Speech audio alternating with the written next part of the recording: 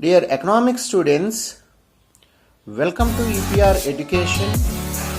Today in this video class, now we are going to discuss second essay question, that is most important question. Critically examine the law of equimarginal utility. Second model, explain consumers equilibrium with the law of equimarginal utility. So this question asking both models in public examination. First model is సమోపాంత ప్రయోజన సూత్రాన్ని విమర్శనాత్మకంగా పరిశీలించండి. Second model వినియోగదారుని సమతౌల్యాన్ని సమోపాంత ప్రయోజన సిద్ధాంతం ద్వారా పరిశీలించండి. So ఈ రెండు మోడల్స్లో ఏదో ఒక మోడల్ పబ్లిక్ ఎగ్జామ్లో అడుగుతారు, but answer is same. Introduction is, the law of equimarginal utility is stated by H.H. Gossin. H.H. Gossin అనే ఆర్థికవేత్త ఈ సమోపాంత ప్రయోజన సిద్ధాంతాన్ని ప్రవేశపెట్టారు. Hence, this law is also called as Gossin's second law of consumption. ఈ సిద్ధాంతాన్ని అందుకే వినియోగదారుని గాసిన్ యొక్క రెండవ వినియోగ సూత్రం అని అంటారు. Later it was developed by Alfred Marshall. Marshall అనే ఆర్థికవేత్త తర్వాత దీన్ని అభివృద్ధి చేశారు, సమోపాంత ప్రయోజన సిద్ధాంతాన్ని. It explains how a consumer distributes his limited income to get maximum satisfaction. అంటే ఒక వినియోగదారుడు ఏ విధంగా పరిమితమైన ఆదాయాన్ని ఖర్చు చేసి వివిధ వస్తువులపై గరిష్ట ప్రయోజనం పొందుతారో ఈ సిద్ధాంతం ద్వారా తెలుసుకుంటాం. Therefore, this law is known as law of maximum satisfaction. అందుకే దీన్ని గరిష్ట సంతృప్తి సిద్ధాంతము సూత్రం అని అంటారు. This is an important law of consumption which is derived from the law of diminishing marginal utility. సమోపాంత ప్రయోజన సిద్ధాంతం చాలా ముఖ్యమైన సిద్ధాంతం. ఇది దేని ఆధారంగా వివరించబడిందంటే క్షీణోపాంత ప్రయోజన సిద్ధాంతం నుండి దీన్ని వివరించబడటం జరిగింది. Next second point, definition. According to Marshall ప్రకారము, if a person has a thing which can be put to several uses, వినియోగదారుడు వద్ద ఒక వస్తువు అనేక ఉపయోగాలను వస్తువు ఉన్నట్లయితే, he will distribute among these uses in such a way that it has the same marginal utility. So వినియోగదారుడు అనేక ఉపయోగాలలో ప్రతి ఉపయోగం నుంచి ఉపాంత ప్రయోజనం సమానంగా ఉండేటట్లుగా డిస్ట్రిబ్యూట్ చేస్తాడు. For it if it has a greater marginal utility in one use than another. So ఏ ఉపయోగం నుంచి ఎక్కువ ఉపాంత ప్రయోజనం వస్తుందో దాన్ని కోరుకోవటం జరుగుతుంది. He would again by taking away some of it from the second and applying it to the first. So ఈ విధంగా వినియోగదారుడు ప్రతిసారి గరిష్ట ఉపాంత ప్రయోజనం వచ్చే విధంగా చూసుకొని ఖర్చు చేయటం జరుగుతుంది. చివరకు గరిష్ట సంతృప్తి పొందటం జరుగుతుంది. Next third point, explanation of the law. So ఈ సిద్ధాంతం యొక్క వివరణని మనం తెలుసుకుందాం ఇప్పుడు. According to this law, the consumer spend his income on different uses in such a way that the last rupee spent on each commodity gives him the same satisfaction. So ఈ సిద్ధాంతం ప్రకారం వినియోగదారుడు ఖర్చు పెట్టే ప్రతి రూపాయి కూడా వివిధ ఉపయోగాల నుంచి వచ్చే ఉపాంత ప్రయోజనం సమానంగా ఉండటం, అంటే ప్రతి రూపాయి లాస్ట్ రూపాయి ద్వారా వచ్చే ఉపాంత ప్రయోజనం సమానంగా ఉండటం అనేది చూసుకోవటం జరుగుతుంది. Hence, consumer will get maximum satisfaction by equalization of marginal utility of different uses. So వివిధ ఉపయోగాల యొక్క ఉపాంత ప్రయోజనాలు సమానమైనప్పుడు వినియోగదారుడు గరిష్ట ప్రయోజనం పొందుతాడు. So this explanation, for example formula also in this explanation, MUA by PA is equal to MUB by PB is equal to so on, MUZ by PZ is equal to MUM. So ఇక్కడ formula meaning ఏంటంటే, ఏ means A means MUA, MUB, MUZ, MUM.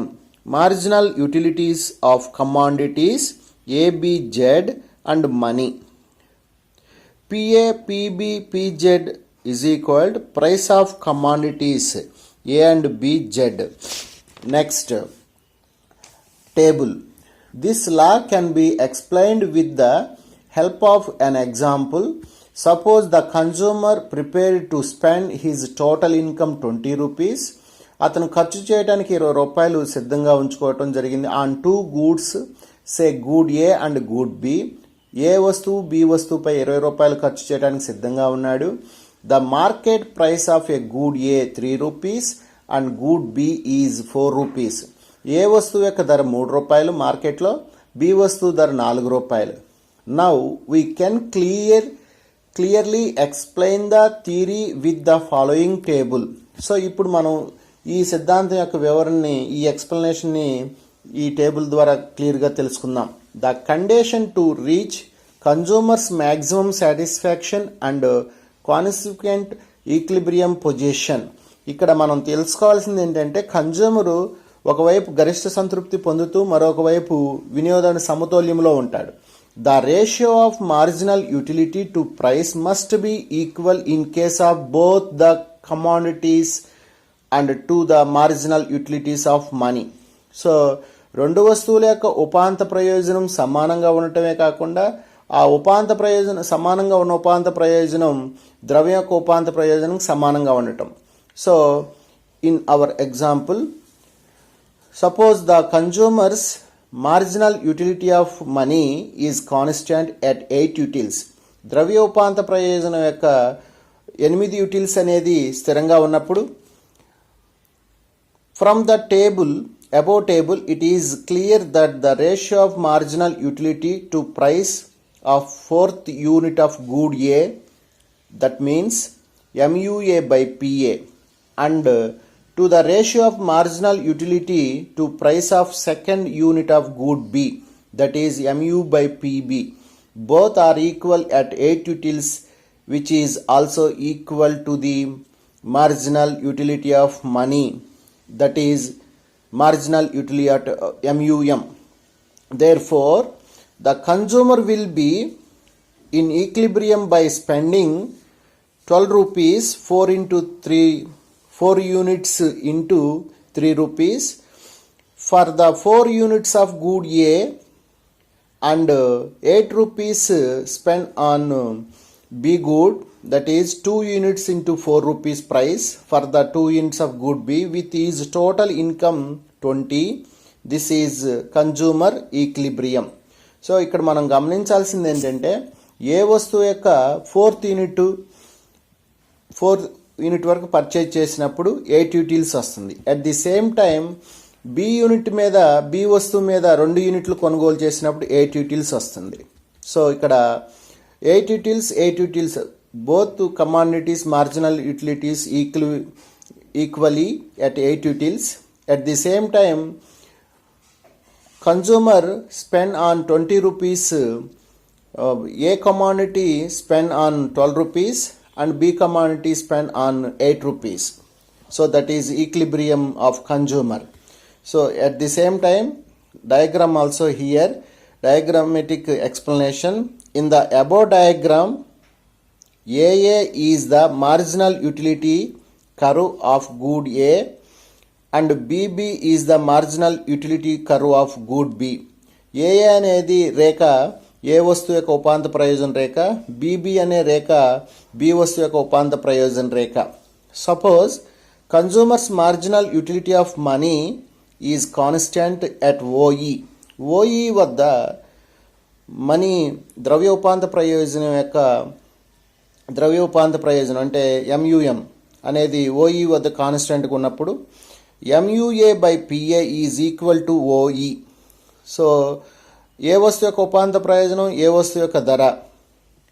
అదేవిధంగా when OG quantity of purchase A good purchased and at the same time, అదే టైంలో OG పరిమాణంలో ఏ వస్తువు యొక్క కొనుగోలు చేయడం జరిగింది.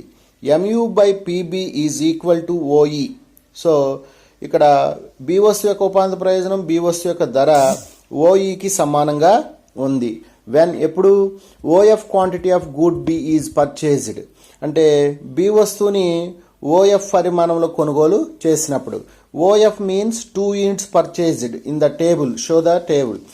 OG means 4 units purchased for a good, so show the table 4th unit. Next here the ratio of the marginal utility to price of both the goods are equal to the marginal utility of money of the consumer. This is called consumer equilibrium.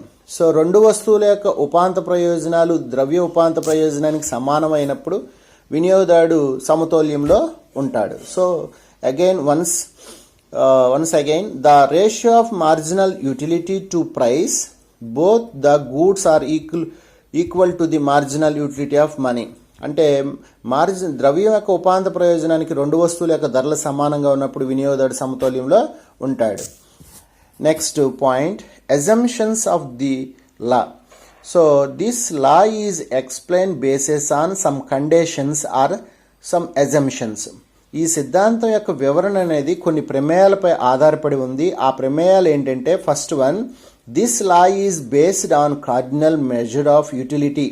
అంటే యూటిలిటీని cardinal ప్రయోజన రూపంలో, cardinal మెథడ్లో మనం లెక్కించడం జరుగుతుంది.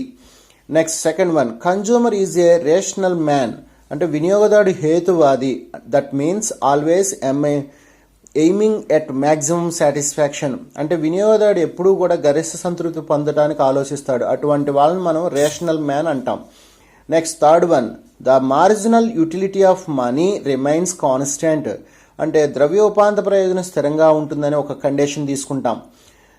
Fourth one, income of the consumer is given and remain constant. అంటే వినియోగదారుని ఆదాయం అనేది ఎప్పుడూ స్థిరంగా ఉంటుంది. And he is prepared to spend the entire amount on different goods. ఆ పరిమితమైన ఆదాయం మొత్తాన్ని రెండు వస్తువుల మీద లేదా ఎక్కువ వస్తువుల మీద ఖర్చు చేస్తాడు. Fifth one, the price of goods is unchanged. అంటే వస్తువు ధరలు అనేవి మారవు. ఇక్కడ 4 rupees A commodity, 3 rupees A commodity, 4 rupees B commodity. So market price మారదు. Sixth one, utility derived from A commodity is independent. అంటే వస్తు ప్రయోజనం అనేది స్వతంత్రమైంది. ఒక వస్తువు ప్రయోజనం వేరొక వస్తువు ప్రయోజనం మీద ఆధారపడదు. So commodity utility is independently. Next importance. This law is more useful at various purpose. One is, this law is a great practical importance in economics. One is, this is very useful to consumer. How to useful? To get maximum satisfaction from limited income. అంటే పరిమితమైన ఆదాయంతో ఏ విధంగా గరిష్ట ప్రయోజనం పొందుతామో వినియోగదారుడికి ఈ సిద్ధాంతం ఉపయోగపడుతుంది. Next second one, this law is guidance to planned consumer who will always try to distribute his limited income between present and future. So to get as maximum satisfaction in each. అంటే ప్రస్తుతం కానీ భవిష్యత్తులో కానీ పరిమితమైన ఆదాయంతో ఏ విధంగా గరిష్ట ప్రయోజనం పొందాలో ప్లాన్ చేసుకోవడానికి ఈ సిద్ధాంతం ఉపయోగపడుతుంది. Third one, it explain how a producer maximum output and reduce cost of production. So ప్రొడ్యూసర్కి కూడా ఈ సిద్ధాంతం బాగా ఉపయోగపడుతుంది. ఎందుకంటే ప్రొడ్యూసర్ ఎప్పుడు కూడా ట్రై టు మ్యాక్సిమం అవుట్పుట్, గరిష్ట ఉత్పత్తిని సాధించడానికి తక్కువ ఖర్చుతో గరిష్ట ఉత్పత్తిని ఎలా సాధించాలో తెలియచేస్తుంది అన్నమాట. Next third one is people exchange the goods till their marginal utility are equal. Hence this law is applicable in all our exchanges. అంటే ప్రజలు ఏ విధంగా వస్తువుని వినిమయం చేసుకోవాలి అంటే buying and selling, that activities purpose bases on marginal utilities are equal. ఉపాంత ప్రయోజనాలు సమానంగా ఉన్నప్పుడు ఎక్స్చేంజ్ చేయడం జరుగుతుంది. So the exchange activities implement bases on marginal utility are equal. Fourth one, the price of the various factors of production are paid on the basis of their marginal productivity. అంటే ఉపాంత ఉత్పాదకతల ఆధారంగా చేసుకొని ఉత్పత్తి కారకాలకు ధరలు నిర్ణయించటం జరుగుతుంది. For example land rent pay చేస్తాం, labour wages, క్యాపిటల్కి interest, profit exchange అంటే ఆర్గనైజేషన్కి profit. So these are rent, interest, wages, profits. These are factor prices. So the factor prices paid basis on marginal productivity. Next, fifth one, this law help to government కూడా ఈ సిద్ధాంతం అనేది ఉపయోగపడుతుంది. ఏ విధంగా అంటే while imposing taxes లీవ్డ్ by the government each A manner that the marginal sacrifice of each taxpayer is equal. అంటే ప్రతి పన్ను చెల్లించే వ్యక్తి యొక్క ఉపాంత ప్రయోజనం సమానంగా ఉండేటట్లుగా అతను చెల్లించే పన్ను ద్వారా ఏర్పడే ఉపాంత త్యాగం కూడా సమానంగా ఉండేటట్లుగా చూడటం జరుగుతుంది. So these are different type of importance from in this law. So answer is finished. Thank you for watching this video. Dear students, carefully this answer read and write perfectly because of most important question for intermediate students and degree BA students. Thank you.